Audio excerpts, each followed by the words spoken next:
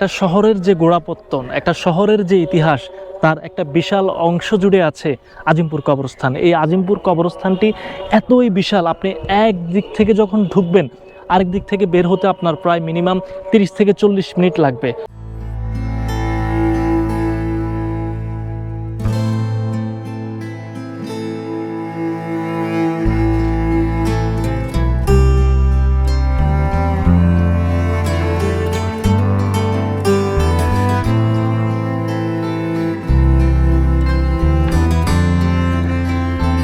একটা জিনিস দেখেন, এই কবরটি দেখলে কিন্তু যে কেউ মনে করবে যে একটা গম্বুজ। আমরা যেরকম মনে করি না, দেখি না যে 7 গম্বুজ মসজিদ, এটা কিন্তু কোনো গম্বুজ না, এটা একটা কবরস্থান। এই কবরটি যার ডাক্তার আ ম ম এলাহি বক্স, নয়াপল্টন থেকে, তার নয়াপল্টনের বাসিন্দা। কত সুন্দর একটা কবর। অনেকের ইচ্ছা থাকে যে একটা বড় কবরস্থানে গিয়ে কবর জিয়ারত করব, তারা এই কবরটিতে আসতে পারেন। ঢাকা শহরের অন্যতম একটি জায়গা আজিমপুরের যে নামটি, সেই নামটি কিন্তু এই কবরের উপর ভিত্তি করে, অর্থাৎ আজিমপুর মানেই কবরস্থান, কবরস্থান মানেই হচ্ছে আজিমপুর। আপনি বাংলাদেশের যে অঞ্চলে থাকেন না কেন, বাংলাদেশের যে পার্টি থাকেন না কেন, আপনাকে কবরস্থান বলতে আজিমপুর কবরস্থানের নামটি কিন্তু প্রথমে আসে। অনেক কবরস্থান আছে, যেমন মিরপুর বৌদ্ধভূমির যে কবরটি আছে, সেটি কিন্তু বাংলাদেশের সবচেয়ে বড় প্রাচীন কবর বা সবচেয়ে বিশাল কবর। কিন্তু প্রাচীন কবর এবং কি দৃষ্টিনন্দন কবর বলতেই কিন্তু আজিমপুরের এই কবরস্থানটিকে বোঝানো হয়। দুনিয়াতে আপনাদের যাদের মা বাবা, আত্মীয় স্বজন বা পাড়া প্রতিবেশী মারা গিয়েছেন, সেই সকল মা বাবা, পাড়া প্রতিবেশীর জন্য আজকের এই ভিডিওটি।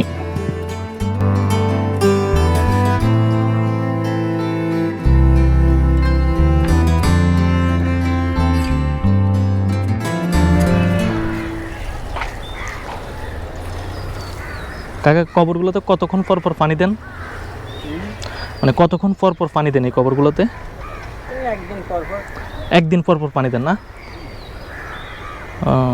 এই যে দেখেন, এটা একটা কবর, খুবই সুন্দর একটা কবর। মানে কবরস্থান যে এত দৃষ্টিনন্দন হতে পারে, এত নান্দনিক হতে পারে, সেটা আপনি আজিমপুর কবরস্থানে না আসলে কিন্তু বুঝতেই পারবেন না। ওই পাশে হচ্ছে বাচ্চাদের কবর, চলুন ওই পাশে একটু যাই। কারণ আজিমপুর কবরস্থানে কিন্তু আমাদের খুব একটা আশা পড়ে না। আজকে আমার বড় ভাই রুবেল ভাইয়ের অনুরোধে কিন্তু এখানে আসা হয়েছে। ওই পাশটাতে মেবি বাচ্চাদের কবর। মাঝে মধ্যে কবর জিয়ারত করতে ইচ্ছে করে, কিন্তু ঢাকা শহরে ওরকম কোনো কবরস্থান খুব কম পাওয়া যায়। যে কবরস্থানগুলো পাওয়া যায় এগুলো অনেক দূরে দূরে, বিশেষ করে যেমন পল্টনের ভিতর, আপনি যদি পল্টনে থাকেন বা মতিঝিল থাকেন, ওই পাশে আপনি খিলগাঁও কবরস্থান পাবেন, মুগদা কবরস্থান পাবেন। আর এদিকে ঢাকা বিশ্ববিদ্যালয়ের আশপাশে বা পুরান ঢাকার মধ্যে এই যে আজিমপুর কবরটা আছে, এটি অনেক প্রাচীন একটা কবর। আগে তো বললাম যে প্রায় 400 বছর মানে কিন্তু পুরো প্রায় ঢাকা শহরের যে ইতিহাস, ঢাকা শহরের যে জীববৈচিত্র্য, রূপবৈচিত্র্য, সেই জীববৈচিত্র্য, রূপবৈচিত্র্য বা তার ইতিহাসের পুরোটাই কিন্তু এই আজিমপুর কবরস্থানটা দখল করে আছে। কত দৃষ্টিনন্দন একটা জায়গা। এখানে দেখেন যে কিছু কিছু মানুষ আছে যারা আপনার সবসময় আসতে পারেন না, মাঝে মধ্যে আসেন, তাদের মা বাবা, ভাই বোন, আত্মীয় স্বজনের জন্য দোয়া করতে এখানে আসেন। অনেকেই একজন হুজুর নিয়ে আসেন, কারণ ইসলামিক যে নিয়ম কানুনগুলো আছে এগুলো অনেকেই জানেন না, না জানাটাই স্বাভাবিক। কারণ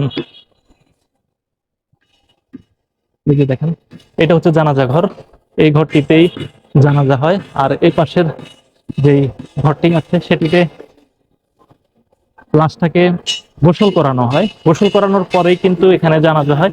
জানাজার পরেই কিন্তু তাকে এখানে যে কোনো একটা কবরস্থানে সমাহিত করা হয়। এই পাশটাতে, এই পাশের যে কবরগুলো আছে এগুলো একেবারে নতুন কবর, একেবারে নতুন কবর। এক একটা কবরের উপর কিন্তু অনেকগুলো কবর পড়ে, কিন্তু অনেকগুলো কবর আপনি বিশ্বাসও করতে পারবেন না। হয়তো এমন হতে পারে যে এক একটা কবরের উপর 8, 10, 20, 30 এরকম অনেকগুলো কবর কিন্তু পড়ে। আর আরেকটা বিষয় হচ্ছে, সেটা হচ্ছে এখানে অনেকেই নির্দিষ্ট সময়ের জন্য কবর বুকিং করে।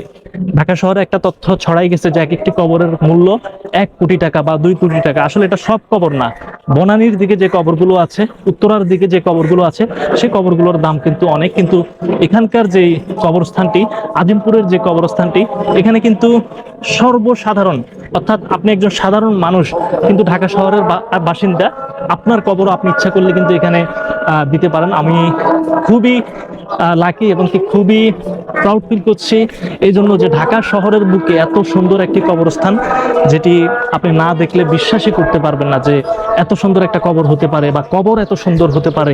এই দুনিয়ার ধন সম্পদ, বাড়ি গাড়ি, ছেলে মেয়ে, স্ত্রী, হ্যাঁ। যাদেরকে আজকে আমরা আপনজন মনে করতে আছি, মৃত্যুর পরে কেহই আমার আপনজন হবে না, আমার সাথে কেহই কবরে যাবে না। কিন্তু এই কবর হলে চিরস্থায়ী বাসস্থান।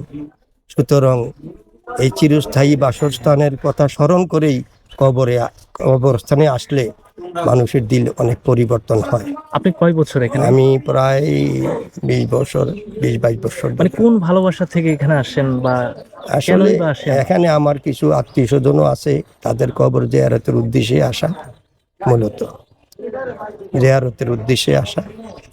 আর জিয়ারত যখন করি তখন তো আর একার জন্য দোয়া হয় না, সবার জন্যই দোয়া করা হয়, হ্যাঁ। সারা বিশ্ববাসীর জন্য বেশি করা হয়। বিশেষ করে যখনই আমরা দোয়া করি তখন বলি যে আল্লাহ এই কবরস্থানের সমস্ত মৃত্যু ব্যক্তিকে আল্লাহ তুমি মাফ করে জান্নাতবাসী করো।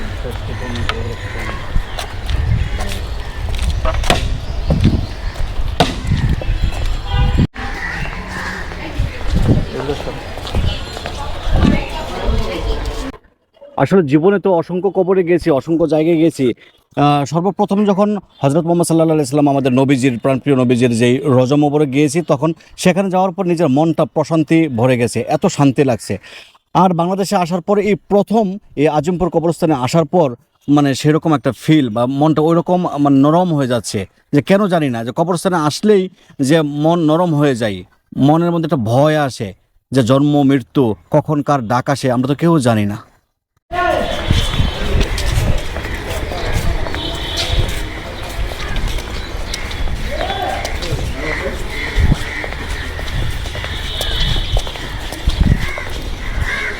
বলবো, আপনি তো সৌদিতে অনেক ধরনের কবর দেখেছেন, এত সুন্দর কবর কি সৌদিতে আছে?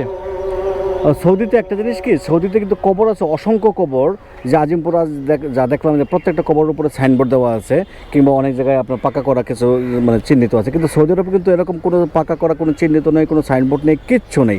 শুধুমাত্র নির্দিষ্ট কবরের যেই যতটুকু জায়গা এতটুকু জায়গায় প্রত্যেকটা জায়গা সিরিয়াল মেনটেন করে কিন্তু অসংখ্য কবর জান্নাতুল বাকিতে।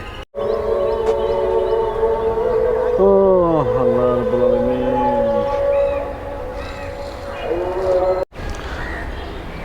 দূরে কিছু লোক দেখতে পাচ্ছেন, তারা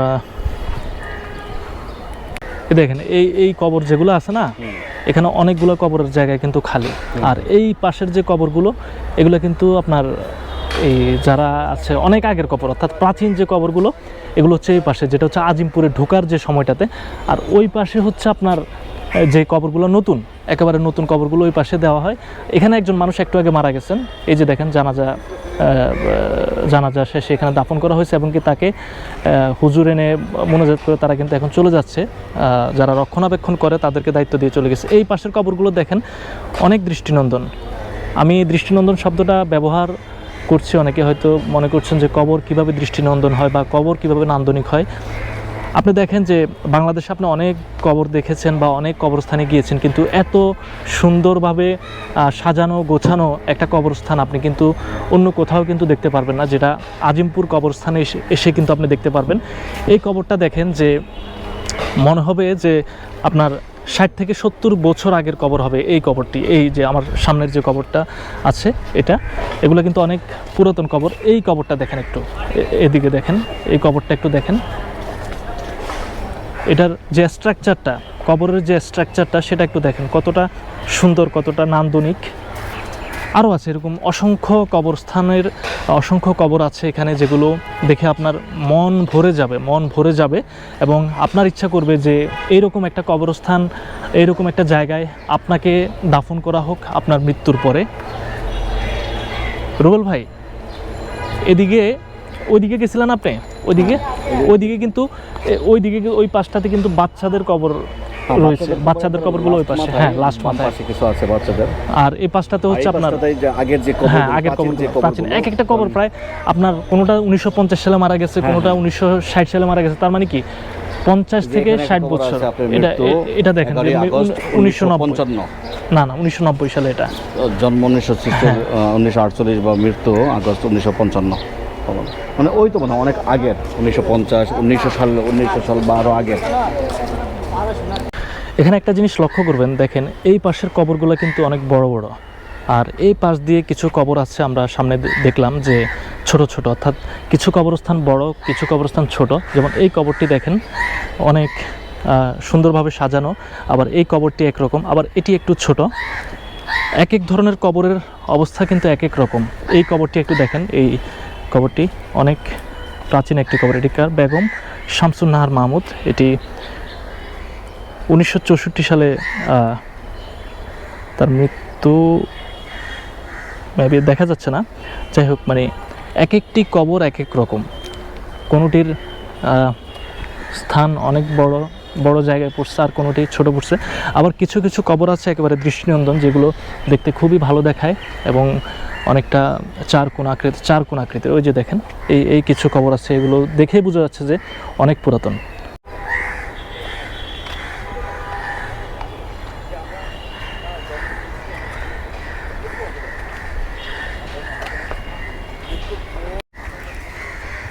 আচ্ছা কাকা, এই কবরের কাজটি করে আপনার কেমন লাগে এমনিতে?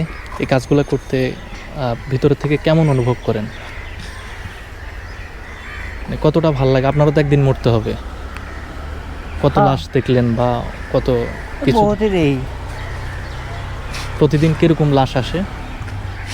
আইয়ে সারাদিনে 25টা 20টা 30টা এরকম আসে। আপনার দায়িত্ব কি এখানে? না, দায়িত্ব কেউ না, দায়িত্ব হলো অফিসও, মানে আমরা মনে করেন হ্যাঁ 2টা গ্রুপ আছে দাফন দেওয়ার, 2টা গ্রুপ আছে কবর করার। হ্যাঁ।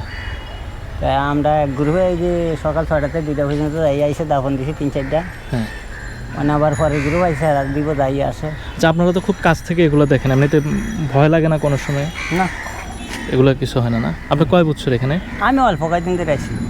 বেশি দিন না। না, নীরব একটি কবরস্থান, যে কবরস্থানটি আপনার আমার যে কারো যে কোনো সময়ে এই কবরস্থানটি ঠিকানা হতে পারে, সেই কবরের কিছু দৃশ্য এটি বলতে পারেন। যে একটা কথা আছে যে মানুষের কয়েকটা জিনিস, জন্ম, মৃত্যু এবং বিয়ে, এই বিষয়গুলো কিন্তু মানুষের হাতে থাকে না।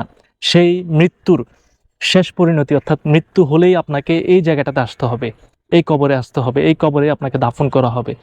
এইখানে একসাথে এত মানুষের কবর, আপনি অবাক হয়ে যাবেন যে ঢাকা শহরের বুকে আজিমপুরে এত সুন্দর, এত মনোরম একটা কবর আছে। আপনি বলতে পারেন যে কবর সুন্দর কিভাবে হয়, কবর মনোরম কিভাবে হয়, কবর এত নান্দনিক কিভাবে হয়, কিন্তু এই জায়গাটিতে আপনি না আসলে বিশ্বাস করতে পারবেন না যে এত মনোরম একটি কবর, এত নান্দনিক একটি কবর। আপনি যেদিকে তাকান আপনার চোখ জুড়ে যাবে, মন ভরে যাবে এবং ইচ্ছে করবে যে আপনার মৃত্যুর পর এমন একটি জায়গায় আপনার দাফন করা হোক, আপনার কবরটি এমন একটা জায়গাতেই হোক যেই জায়গাটিতে একটি শীতল মনোরম একটা অন্যরকম অনুভূতি আছে, যে জায়গাটিতে আপনি আপনার হাসরের ময়দানের আগ পর্যন্ত কাটাবেন, সেই একটি জায়গা আজিমপুর কবরস্থান।